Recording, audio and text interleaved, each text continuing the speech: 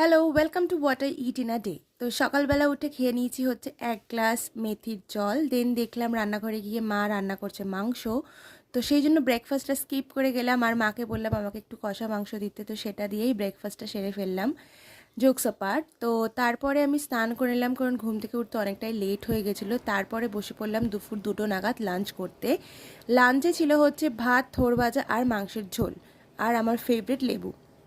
দেন মাংসটা এত দারুণ হয়েছিল, অনেকটা খেয়ে ফেলেছিলাম বলে একটা 20 টাকার কোল্ড ড্রিঙ্কস খেয়েছি। আমি সচরাচর কোল্ড ড্রিঙ্কস খাই না, বাট যেহেতু সানডে ছিল তো সেই জন্য তো খাওয়াই যায়।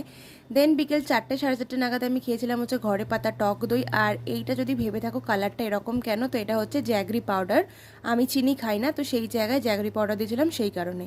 তো তারপর একটুখানি সন্ধ্যের দিকে আলুর পরোটা বানিয়েছিলাম, সেটা সন্ধ্যে ছিল না, বানাতে বানাতে প্রায় রাত 9টা হয়ে গেছিলো। তো 9টা সাড়ে 9 নাগাদ খেয়েছিলাম হচ্ছে আলুর পরোটা দিয়ে চা। তো ডিনারটা স্কিপ করে দিয়েছি, আজকের জন্য এইটুকু।